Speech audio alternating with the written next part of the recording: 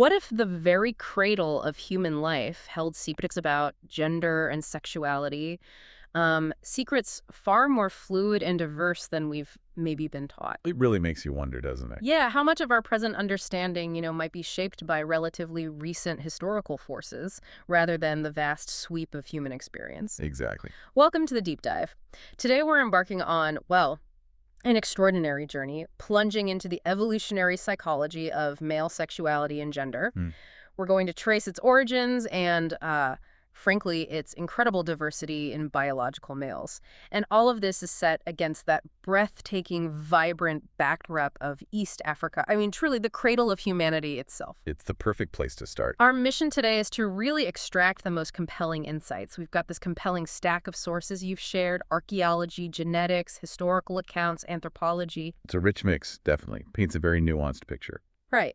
So we're here to give you a shortcut kind of to understanding how male sexuality and gender evolved, how it diversified, adapted across millennia, specifically in pre-colonial East Africa. And critically, how external forces then came in and dramatically reshaped that whole landscape. Absolutely. Get ready for some, aha, moments, I think. Moments Awesome. that will probably challenge your assumptions, leave you more informed, and, well, we hope, more curious than ever. Yeah, definitely some surprising turns in this story. It's incredible to think about this fluidity right from our beginnings. Yeah. But where exactly did our story begin? How does that setting, that geography, frame our understanding? Good question. Let's unpack the geographical roots. When we talk human origins, one place always comes up, right? Yeah. Woven into every narrative: East Africa. Hmm. It's not just a pretty region on a map.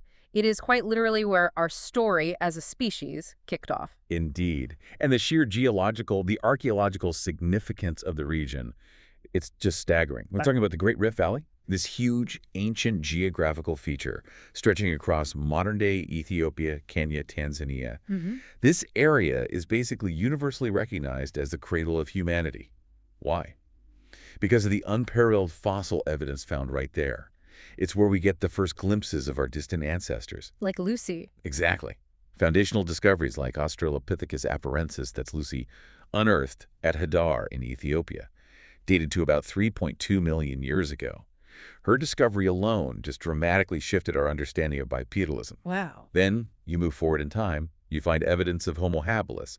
That's around 2.4 to 1.4 million years ago. Places like Olduvai Gorge in Tanzania. Okay. Sites just packed with early stone tools, hinting at this burgeoning intelligent social cooperation. Yeah. But even more critically for our discussion today, modern humans, Homo sapiens, we believe emerged right here, probably between 300,000 and 200,000 years ago. Right there. Right there. Some of the earliest known fossils, like those from Omo Kibish in Ethiopia, they date back about 195,000 years. And look, this isn't just about digging up old bones, right, there's more to it.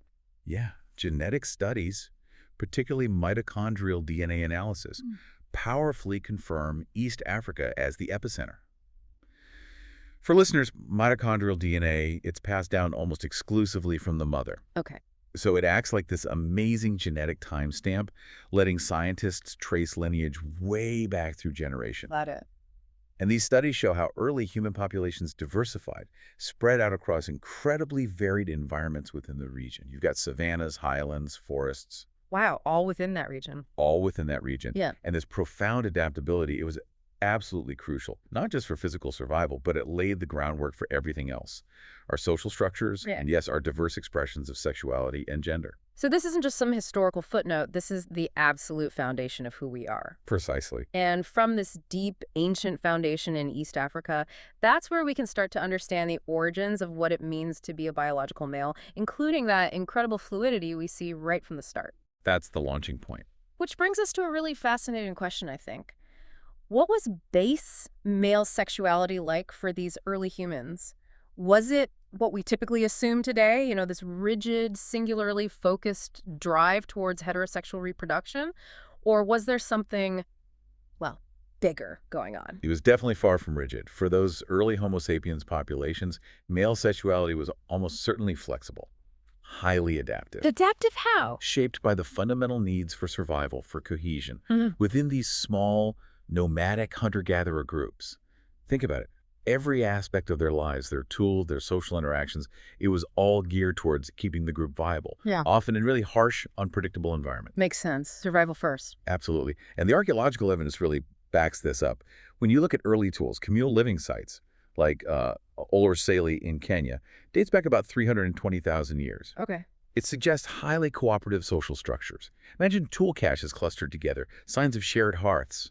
It all points to collective effort. Individual survival was deeply tied to the group. And genetic studies, Y chromosome, mitochondrial DNA, they indicate diverse mating strategies. Yes, polygyny, one male, multiple females, that was undoubtedly present. Driven by reproductive success, sure. Oh, But God. so were opportunistic same-sex interactions. And these behaviors, they weren't just random. They were likely driven by fundamental needs, like sharing resources and, critically, keeping the group together. Group cohesion was paramount. So sex wasn't just about making babies. Exactly. Sexual behavior likely served multiple functions for these early groups, functions way beyond just reproduction. That's a point often missed in modern interpretations, I think. It seems intuitive that reproduction would be the primary driver, leading to competition and stuff. But is it really that simple? Or are we maybe missing a deeper nuance in how early humans approached intimacy and bonding? You're hitting on the critical nuance there. While reproduction was, yes, absolutely paramount for the species' survival, same-sex behaviors were almost certainly a consistent part of this picture, too. How do we know that? Well, we see compelling parallels in our closest primate relatives, like bonobos. Oh, right. With bonobos, Mm. sexual interactions, both heterosexual and same-sex, are well documented. Hmm. And what do? They reduce social tension, they mitigate aggression, they foster cohesion within the group. It's like a social lubricant. Huh. Interesting. So for early humans constantly struggling to survive amidst threats, predators, disease, scarce resources, any behavior that reduced internal conflict and strengthened bonds would be profoundly adaptive, invaluable. Okay, I can see that. Imagine a small foraging band facing a lean season. Internal fights could literally tear them apart. So behaviors that solidified alliances, eased friction, they'd be vital. Mm. Think about early rock art, maybe, alongside ethnographic parallels with modern hunter-gatherers. These suggest early East African males might have engaged in same-sex acts not necessarily for procreation, but often in communal or ritual settings. For what purpose, then? Maybe to strengthen alliances, cement loyalty within hunting parties, or just maintain group stability, especially during periods of resource stress when cooperation was literally life or death. Wow. The core insight here, I think, is that for early humans, sexual behaviors were deeply intertwined with social function and survival. They went way beyond simple reproduction. And crucially, these weren't necessarily about fixed identities like we think of them today. They were flexible strategies that served the group. So if that's the case, it truly means sexuality wasn't strictly binary, not heterosexual versus homosexual in these early contexts. Yeah, It wasn't an either, but maybe a spectrum of possibilities. Precisely. Men likely engaged in a wide spectrum of behaviors. Sexual fluidity wasn't some deviation. It was an important, versatile social tool. A tool. How so? It could serve vital roles. Bonding during long, dangerous hunts, maybe reinforcing hierarchies within the group, or simply easing social friction. It was a functional part of their social toolkit. And the key takeaway is the absence of rigid, fixed labels or categories for these behaviors. They just were. And they served a purpose in a very pragmatic world. So what does this all mean for our modern understanding? It really suggests that the fixed labels, the rigid categories for sexuality we often rely on today, they may be a very recent invention, Very recent, relatively speaking. a product of specific cultural, historical developments, and definitely not some universal human truth etched in our genes from day one. Exactly. Not inherent in the way we often assume.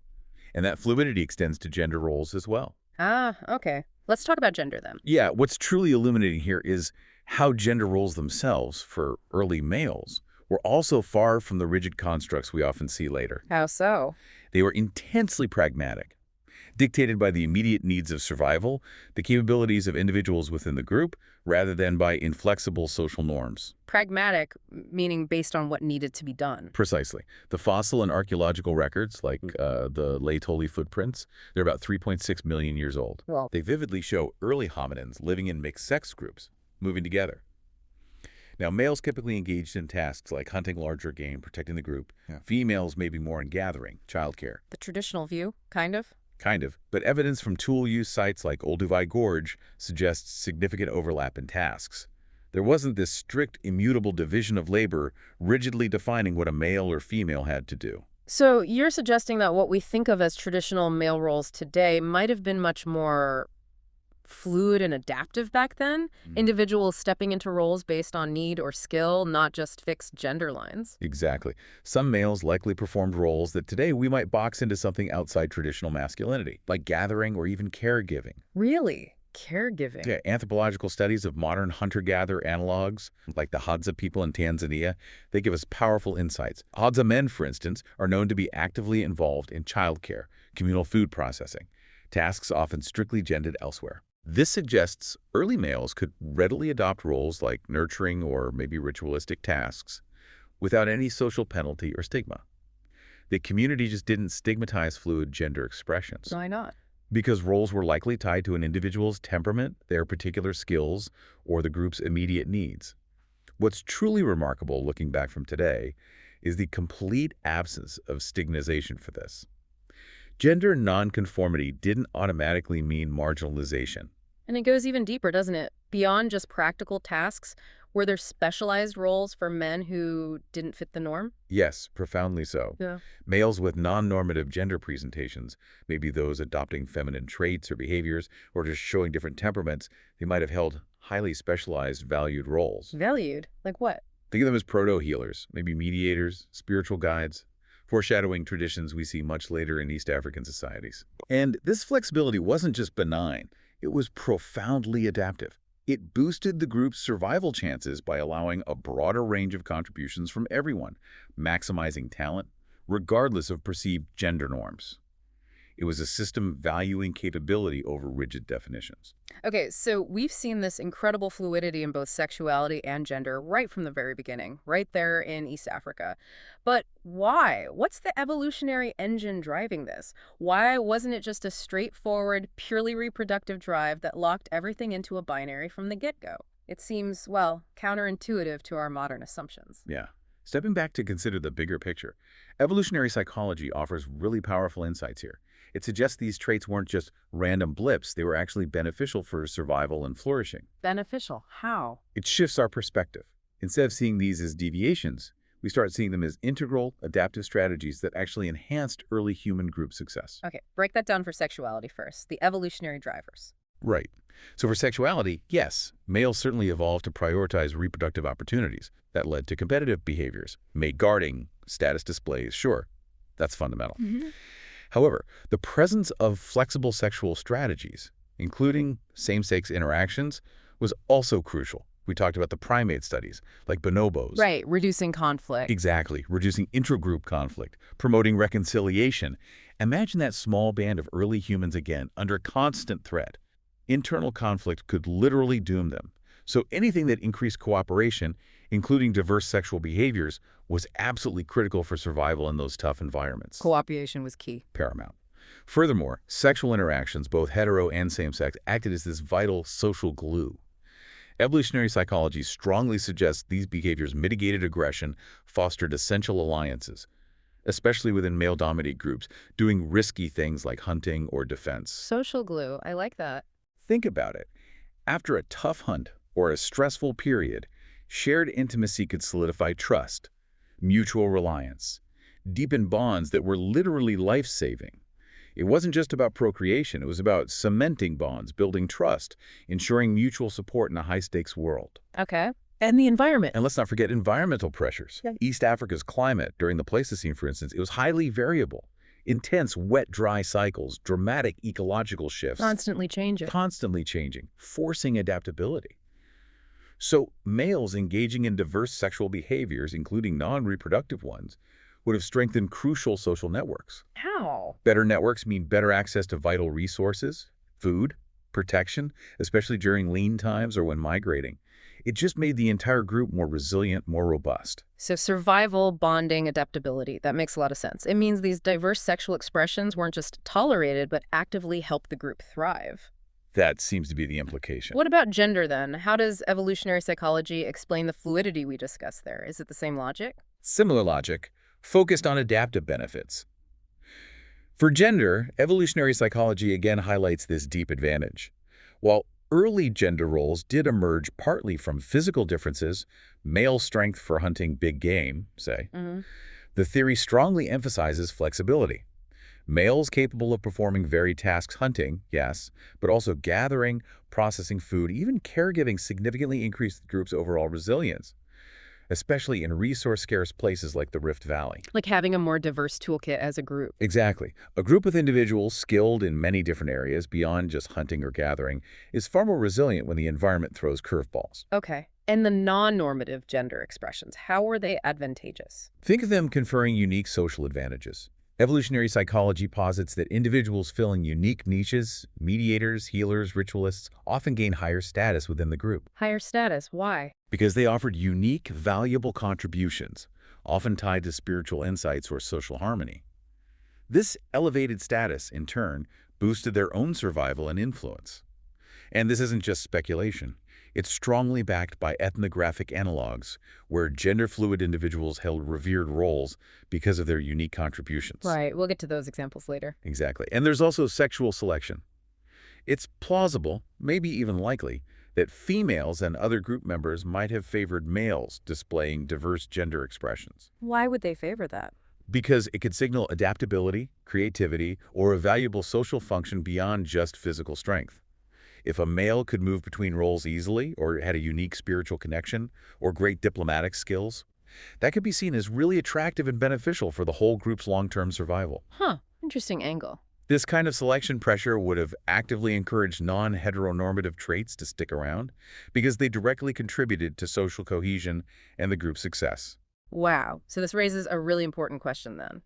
Instead of being anomalies or deviations from some single norm, Were these fluid sexual and gender expressions actually adaptive? Mm. Essential even for early human success and survival. were they not just accepted, but actively beneficial, helping our species thrive right from the start in East Africa? That's the provocative question evolutionary psychology pushes us towards. Okay, let's move forward in time. As humanity spread across East Africa, formed more complex societies. What does the evidence, archaeological, anthropological, oral history tell us about how these base traits showed up in later pre-colonial societies? Did that fluidity just disappear, or did it continue, maybe in different ways? What's truly remarkable, I think, is that pre-colonial East African societies largely lacked the rigid binary sexual and gender categories that were imposed much later by colonial systems. Lacked them entirely. Largely, yes. They weren't just tolerant. They actively embraced a spectrum of identities and practices, often fluid, highly context-specific, non-heteronormative behaviors, queer roles. They were seamlessly integrated into the very fabric of cultural, spiritual, social systems. So not exceptions, but part of the norm for many. For many, yes, a fundamental aspect of their social organization. It's a stark contrast to how these identities are often viewed today. That's a powerful statement. And you mentioned cultural frameworks. What did that look like in practice? How did different cultures provide specific, often reviewed frameworks for gender fluidity among men, the kind we rarely hear about? Yeah, the specific examples really bring it to life. Take the Luo people, Western Kenya.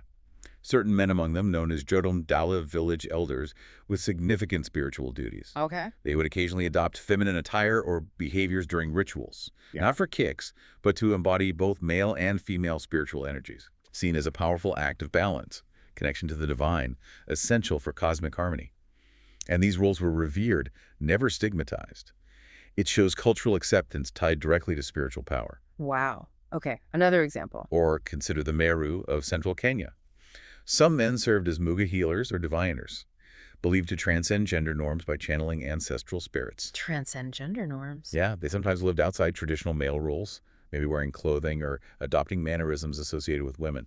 Deeply respected for their intermediary status between human and spiritual realms, vital conduits for communication, healing. So gender nonconformity was seen as a gift. Exactly. A sacred gift, integral to social and spiritual balance, not a deviation. Amazing. Any others? And the Gikuyu, or Kikuyu, in Kenya, initiation rituals for young men sometimes involved individuals who deliberately defied normative masculinity. How? They took roles as mediators, performers, blending male and female traits, known as mumo, highly valued for bridging gender divides during community ceremonies, bringing levity or profound spiritual insight. So the core insight here Is that across these diverse pre-colonial cultures, unique gender expressions among men weren't just tolerated, They often confer distinct social or spiritual power, making these individuals indispensable to their communities. But it wasn't just about spiritual roles, right? It sounds like queerness was woven into everyday social life, too, creating unique, accepted expressions of masculinity that really challenge our modern views. Absolutely.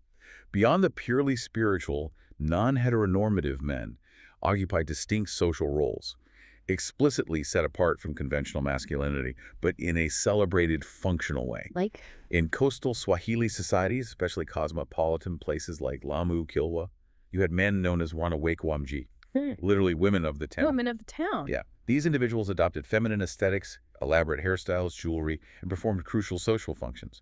Matchmakers, entertainers at events, trusted confidants. So defined by their gender presentation. Yes. Their queer gender presentation allowed them to navigate both male and female social spaces seamlessly, gave them a unique, valued position, often seen as embodying wisdom. Fascinating. What about further inland? Among the Bagisu of eastern Uganda, certain men called Basada were ritual dancers during the intense Imbalu circumcision ceremonies. Okay. They incorporated feminine movements, attire, not to mock, but to invoke spiritual favor, ensure the ritual success. Seen as essential, positioning queer expressions as profoundly culturally significant. Wow. And the Rendille in northern Kenya, pastoralists. Some men chose to opt out of the warrior class, becoming Wadha. What does that mean? They lived more in the margins, adopting non-normative gender expressions, wearing women's ornaments, avoiding marriage, yet often consulted for their wisdom.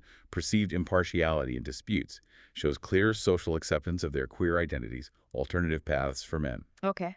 One more. Then the Amhara in Ethiopia. Men not conforming to warrior or patriarchal roles sometimes became odd-nega itinerant poets, storytellers. Blended masculine and feminine traits and performances.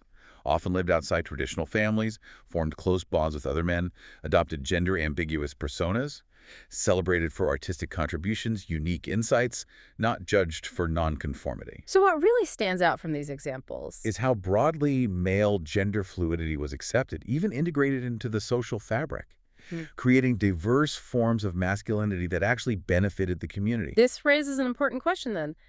How deeply connected was queerness, especially among men, to the sacred and spiritual realms in pre-colonial East Africa?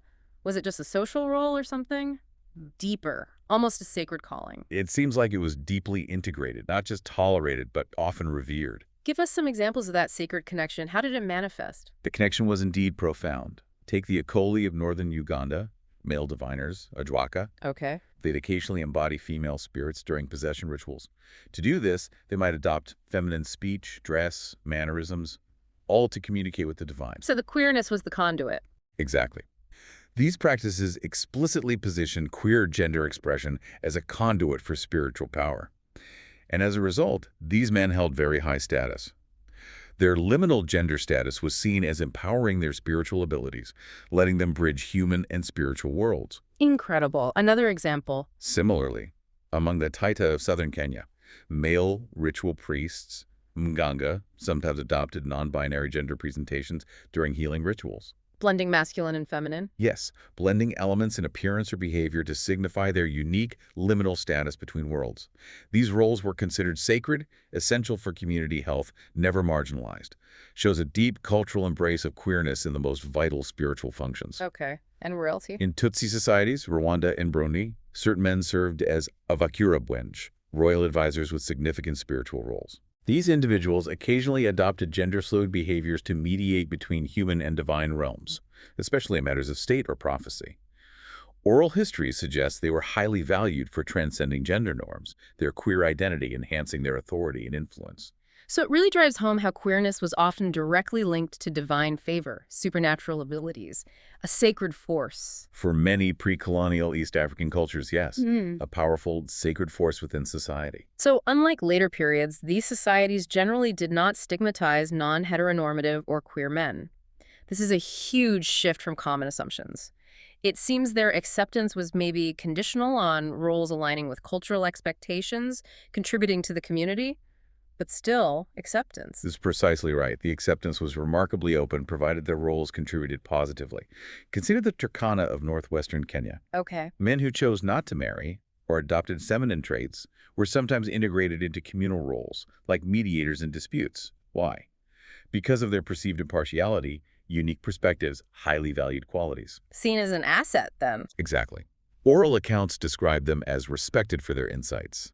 Highlights a societal structure that valued diverse identities and contributions, rather than penalizing difference. And in trade hubs. Or take Zanzibar's vibrant pre-colonial Swahili culture, a bustling trade hub, men openly defying gender norms, adopting female attire. Roles were often successful merchants or artisans. How did that work? They leveraged their queer identities to navigate diverse social networks, build trust, achieve economic success. Yeah. Shows that queerness could, in certain contexts, even enhance social mobility and standing. A stark contrast to later periods. Absolutely. And it's important to remember, the lack of written records for many societies means much of this history is preserved through rich oral tradition, Right? passed down through generations. Complemented by archaeological finds, gender-ambiguous figurines from ancient Tanzanian sites, androgynous carvings from Ethiopia's Aksumite period. Hints in the material record. Exactly. Hints at widespread fluid gender representations, reinforcing the narratives of acceptance and integration.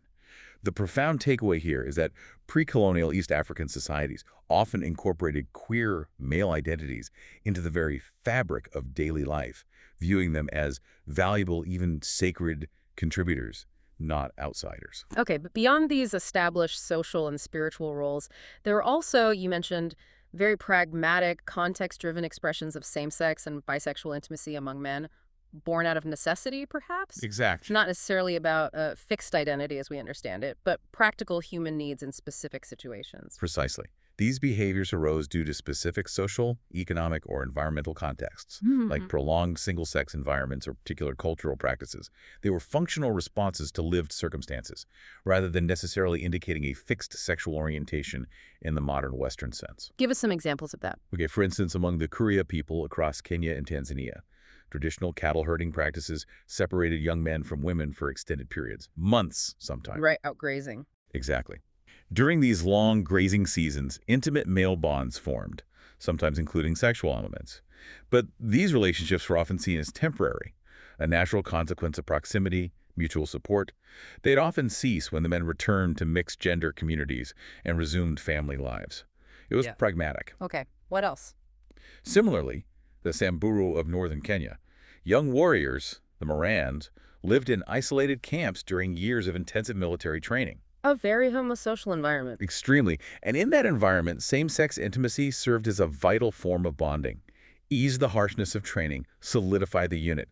These relationships were distinct from their later heterosexual marriages, often ending upon becoming elders. Shows situational intimacy that was culturally accommodated. Makes sense in that context. Fishing communities along Lake Victoria, too. Luo, Buganda. Men on extended fishing expeditions, sometimes weeks out on the lake. Isolated again. Right? Formed close partnerships, sometimes involving sexual intimacy, simply to maintain morale, cooperation during dangerous work, directly driven by the absence of women and the need for strong social cohesion. Okay. Labor migration? The Chaga of northern Tanzania had something similar. Young men engaged in same-sex acts during agricultural labor migrations, especially coffee harvest season. Male-dominated work camps. Acts served as companionship, social connection, easing the burdens of hard labor and separation. And initiation rites? And in eastern Uganda, among the Teso. Initiation ceremonies included periods of seclusion. Older men guided younger initiates, sometimes involved intimate acts perceived as spiritual or social bonding, knowledge transmission. Crucially, these were transient, tied to specific rites, not lifelong identities. So the key insight here Is that these practices highlight how pre-colonial East African societies accommodated situational intimacies within their cultural frameworks, viewed them as functional responses to specific conditions managing social dynamics, isolation, resource distribution, rather than deviations from a rigid norm. There was a profound practicality we often miss today. Zooming out again, this remarkable diversity, both the embedded gender fluidities and the context-driven sexual intimacies, it wasn't random, you're saying. It served crucial purposes for societal cohesion, survival. Exactly. It's fascinating to consider why this variation exists. So what were the main reasons? Well, one key reason was environmental adaptation. The varied ecosystems across East Africa, Rift Valley savannas needing nomadic ingenuity, coastal hubs fostering cosmopolitanism, forested Great Lakes demanding specific subsistence strategies. Right, different places, different needs. They profoundly shaped distinct social structures. Fluid gender roles often emerged in environments requiring flexible labor or spiritual mediation, mobile hunter-gatherers, cosmopolitan trade communities. Yeah. Societies adapted their social structures to their surroundings to maximize resilience. Okay, what about social organization itself? Massive role. Societies with age-set systems, like the Bagisu or Rendil, where people move through life stages together, Hmm. or those with strong spiritual hierarchies, like the Luo or Amhara, they created genuinely valued roles for non-heteronormative men. Ow. Integrated them as mediators, ritual specialists, respected figures, shows how diverse social structures could actively integrate different identities, providing specific niches that prevented marginalization. Larger, trade-oriented communities like the Swahili Coast allowed even more visible queer identities due to cosmopolitan influences, openness to diverse peoples. And cultural beliefs, Yeah, especially spiritual ones. powerful factor. Widespread animist and ancestral spiritual systems across East Africa often viewed gender fluidity as a sign of divine favor or balance, embodying both male and female energies for spiritual power, for instance. This actively elevated queer men in ritual contexts, providing a sacred justification, contrasting fundamentally with later imposed monotheistic norms. Right, and economics. Deeply influential. Agricultural and pastoral economies, like the Chaga or Nyamwezi, required intense communal cooperation, robust social networks. This fostered roles for gender nonconforming men as mediators or performers, whose unique positions could ease social friction or inspire collective effort. Trade-based economies encouraged fluid identities too. Individuals with versatile social skills, non-traditional presentations could better navigate diverse networks, often gaining trust through perceived neutrality or unique perspectives. So the comprehensive analysis really reveals That this rich diversity of pre-colonial cultures embraced queerness not just as tolerated, but often as functional and sacred, frequently entirely free from the rigid binaries that later arrived with colonization.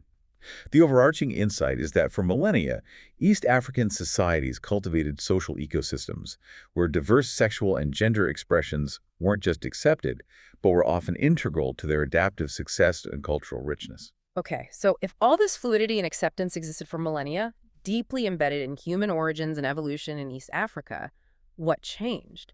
This is where the story takes that much darker and sadly much more recent turn, profoundly altering the landscape. Precisely. European colonization, particularly the British and Germans, 19th and 20th centuries, it profoundly altered existing attitudes towards homosexuality, fluid sexualities, a seismic shift, imposing entirely alien concepts of morality and social organization. How do they do that? Laws. Laws were a major tool.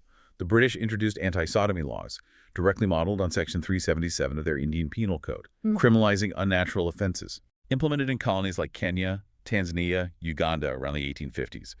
These laws were deeply rooted in Christian moral frameworks, viewing same-sex relations as inherently sinful, aberrant, Clashing with indigenous practices. directly clashing, forcibly imposing a rigid binary view of gender and sexuality where none previously existed, fundamentally dismantling centuries of cultural accommodation. And missionaries. Christian missionaries further exacerbated this, actively condemned same-sex practices, labeled them sinful, deviant, systematically began eroding that long-standing pre-colonial acceptance. Any specific examples? A stark one is how missionaries in Buganda explicitly vilified King Mwanga II's same-sex relationships, framed his sexuality as evidence of moral decay, used it as justification for increased colonial control, intervention, turned a non-issue into a moral crusade to justify political aims, dismantle the existing social order. Wow, so this raises an important question. How did colonial powers manage to effectively rewrite or obscure this extensive history of diversity?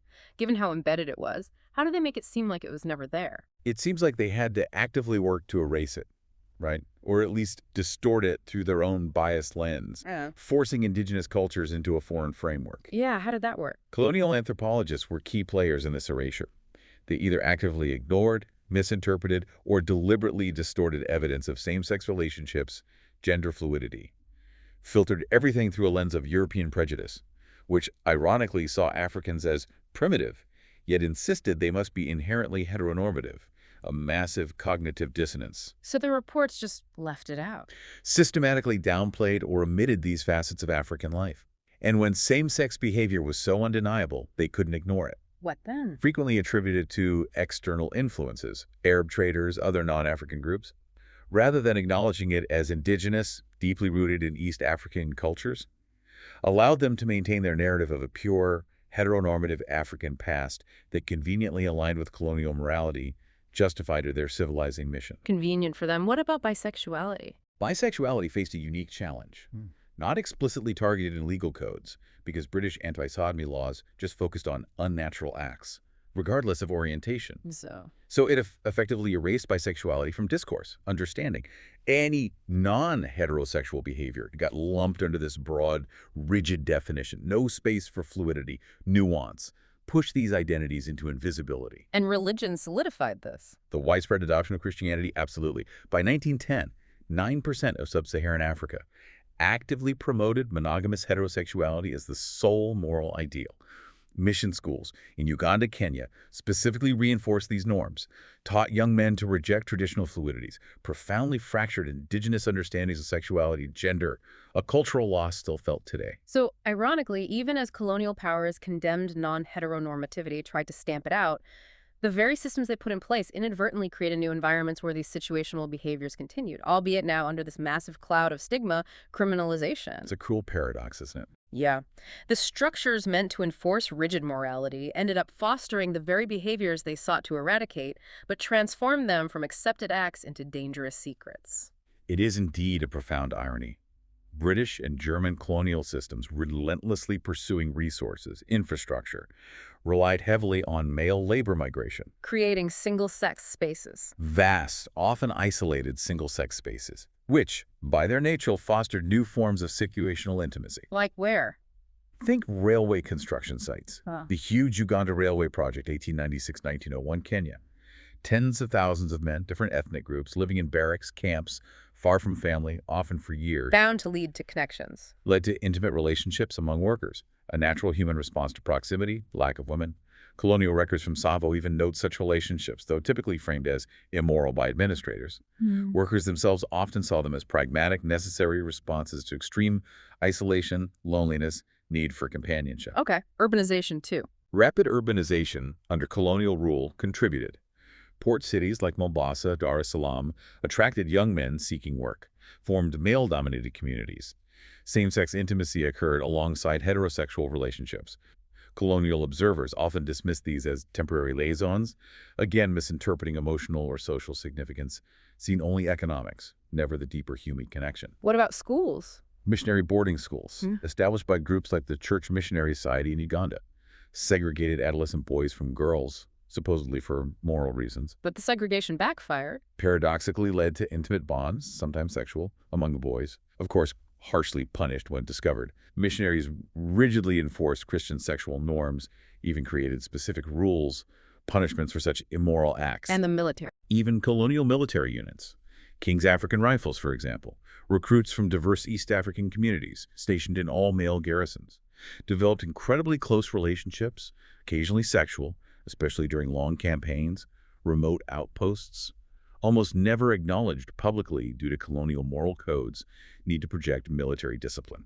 So religion pathologized behaviors that persisted. The imposition of Christianity and Islam, both growing significantly by the early 20th century, began to explicitly pathologize these behaviors, labeled sinful, unnatural, even as they stubbornly persisted as functional adaptations within these highly structured homosocial environments created by the colonial system itself. The forces meant to suppress inadvertently created new spaces for them, just now in the shadows. So the practical human needs driving these behaviors, companionship, cohesion, emotional support, they're still very much there, deeply rooted. But the social and legal consequences are now vastly different, making these hidden relationships incredibly perilous, even life-threatening. That's a profound point. And tragically, many post-colonial nations, upon independence, inherited these very colonial legal frameworks. Just kept them. Often, yes, embedding homophobia deep within their national systems, making it seem indigenous when, in fact, it was an import. A crucial legacy, often misunderstood. How did that play out? After independence, mid-20th century, many East African nations simply retained colonial anti-sodomy laws, embedded them in national penal codes, often word for word. Leaders like Uganda's Museveni, Kenya's Kenyatta, actively framed homosexuality as un-African, a Western import. Despite the history we just discussed. Despite overwhelming historical evidence to the contrary, showing indigenous roots of this political homophobia often served a clear purpose: consolidate power. Wow. appealed to nationalist sentiments, created a perceived enemy or foreign influence to unite people, deflected attention from internal issues like economics or governance. By the late 20th century, homosexuality was criminalized in most East African countries. Penalties from imprisonment up to 7 years. Kenya, Tanzania, to life imprisonment in Uganda. And Uganda's recent law. Uganda's 2023 Anti-Homosexuality Act, with its horrifyingly severe penalties. Death penalty for aggravated homosexuality is among the harshest globally. Reflects a deeply entrenched conservatism built directly on colonial foundations and subsequent political narratives. And it wasn't just laws and politics. Powerful societal forces, especially the continued growth of conservative religious movements, played a huge role in entrenching this homophobia, turning it into pervasive social stigma. That's right. The significant growth of Christianity, 63% of sub-Saharan Africa by 2010, and Islam, both with strong doctrinal opposition to homosexuality, fueled intense social stigma. These religious narratives became powerful tools for condemning non-heteronormative identities, framing them as immoral, even demonic. Where was this particularly strong? In Uganda, evangelical churches, many influenced by Western conservative groups, amplified anti-LGBTQ rhetoric during the push for the 2009 anti-homosexuality bill, mobilized public opinion through sermons, public campaigns. In Tanzania, Kenya, religious leaders similarly opposed decriminalization, consistently citing moral, cultural objections to maintain discriminatory laws. What are the consequences of that stigma? Tragic consequences. Pervasive violence, discrimination, significant barriers to healthcare, especially HIV/AIDS treatment, a devastating cycle. Thousands of deaths among gay men annually due to lack of access to life-saving treatment, directly linked to this fear stigma. Men avoid seeking help to protect themselves from legal, social repercussions. And public opinion reflects this. Surveys, like a 2019 Pew Research study, confirm the depth. Over 80% of East Africans view non-heterosexual identities as morally unacceptable. Shows how profoundly these attitudes have entrenched, transforming ancient fluidity into modern condemnation. This raises that important question again. Where do bisexual men, with their fluid sexualities, fit into this increasingly binary, hostile landscape? Their story often gets overlooked, lost in the black and white narratives. It's a crucial point. It feels like they're caught between worlds, right? Yeah. Facing a dual stigma from broader society and sometimes even from within emerging LGBTQ+ communities. Yeah, how does that play out? They absolutely are caught. The history of bisexuality among men in East Africa is indeed less explicitly documented, obscured by cultural, historical, colonial filters that struggle to categorize fluidity. The pre-colonial fluidity was replaced by a rigid binary, making it hard even to perceive bisexuality as a distinct identity. Didn't fit the imposed categories. So what challenges did they face? Unique challenges. Relationships with women often shielded them from immediate legal scrutiny under anti-sodomy laws. But they were also often ostracized within emerging gay subcultures. These subcultures, influenced by Western sexual categories, sometimes demanded clearer fixed identities, implicitly rejecting the very fluidity of pre-colonial sexualities. This binary framing effectively erased pre-colonial nuance, forcing individuals into labels that didn't fully capture their experience. Any examples? In Tanzania's urban centers, men known as Basha engaged in both same-sex and opposite-sex relationships. Rarely acknowledged as bisexual, though. Instead, categorized as homosexual or heterosexual based on context or current relationship. Religious revivalism further stigmatized bisexual men, often accusing them of confusion, moral weakness, rather than acknowledging the historical basis of fluid sexuality. And public health. HIV, especially precarious from a public health perspective. HIV prevalence among men who have sex with men, MSM, is significantly higher in East Africa, 15–20% in Kenya's urban MSM communities versus 5% nationally for the general population, for instance. Wow. Yet bisexual men often avoid MSM-specific health programs. Immense fear of being labeled gay, carrying huge social legal risks. Organizations like Kenya's Ishtar MSM have commendably begun addressing this gap, offering discreet testing, support, but access remains incredibly limited given the scale of need and pervasive stigma. So the deeper insight is that imposing rigid sexual binaries didn't just criminalize homosexuality, it erased the very concept of sexual fluidity, leaving bisexual men uniquely vulnerable and often invisible. So despite all the crackdowns, condemnation, those situational forms of intimacy rooted in practical human needs, they never fully disappeared. They adapted, persisted, went underground, but still alive. A testament to the enduring human need for connection, exactly. Even facing profound hostility, situational homosexuality and bisexuality persist today, driven by ongoing socioeconomic institutional factors, but now facing severe legal social challenges, making them incredibly dangerous. Where do we see this today? Urban environments, for one. Rapid urbanization, Nairobi, Kampala, Dar es Salaam, creates informal labor markets. Young men, often migrants, living in crowded, male-dominated slums, work camps, far from family. Like the construction boom example. Exactly. During Kenya's 1970s construction boom, men on projects often formed intimate partnerships with coworkers, crucial emotional support in precarious conditions. Typically situational, men resuming heterosexual lives back home, but a vital lifeline in the interim. And prisons. Prisons, tragically, also significant sites. Overcrowding, long sentences, Uganda's Luzera, Kenya's Kamiti maximum security lead to same-sex relationships among inmates, often structured by power dynamics.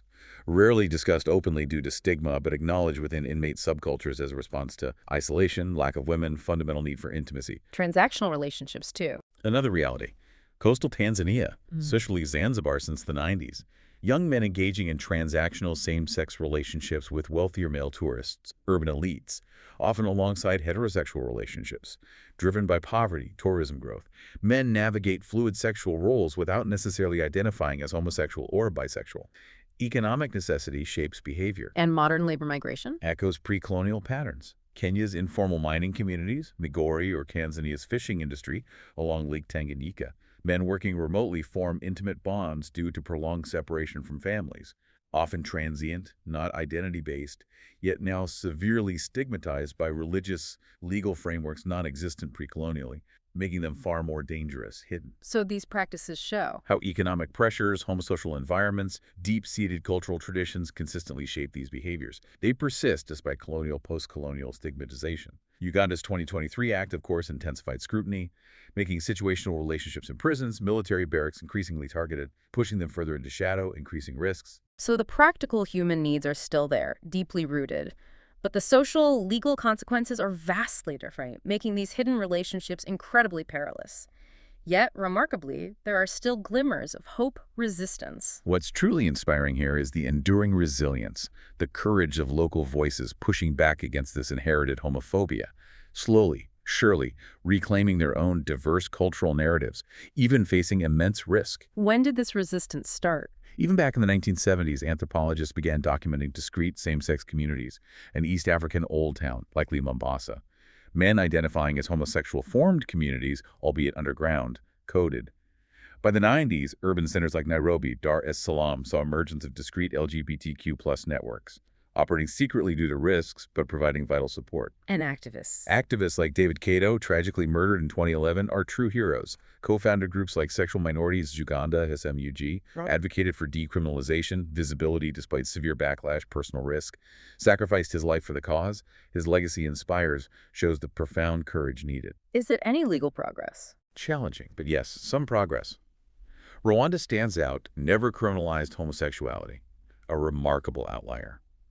In Kenya, despite a disheartening 2019 High Court ruling upholding anti-sodomy laws, the Supreme Court's 2023 decision to recognize LGBTQ+ organizations as legal entities signaled a significant, albeit slow, shift. What does that mean? While not decriminalizing, it grants critical recognition, legal standing. Local activism, supported by groups like GALCK in Kenya, SMUG in Uganda, has proven incredibly effective. Focus on community building, safe spaces, support strategic legal challenges. Directly counters the damaging Western import narrative by highlighting indigenous traditions of fluidity. They're actively reclaiming their history. How else are people connecting? Social media, private WhatsApp, Telegram groups in Nairobi, Kampala become absolutely vital. Connecting, fostering community despite legal risks, allows discrete organizing solidarity. And discrete urban pride events are also slowly, cautiously increasing visibility, pushing against ingrained hostility. So the overarching insight here Is the persistent, courageous human spirit, demonstrating that even against immense pressure, the fight for recognition, the reclaiming of a diverse cultural heritage finds a way to assert itself. It really shows us that even against immense pressure, entrenched laws, The human need for connection, self-expression, reclaiming a diverse heritage finds a way, persists, even grows, holding on to the deep roots of our human story. Absolutely. So as we wrap up this deep dive, we've journeyed from the very origins of humanity in East Africa, discovered base male sexuality was flexible, gender roles fluid, often serving vital social evolutionary purposes. A vibrant pre-colonial tapestry. Right, accepted queer male identities, situational intimacies woven into the cultural, spiritual fabric. And then we saw the profound disruptive impact of colonialism imposing rigid binaries, criminalizing diversity. A real turning point. Finally, we explored the complex post-colonial landscape.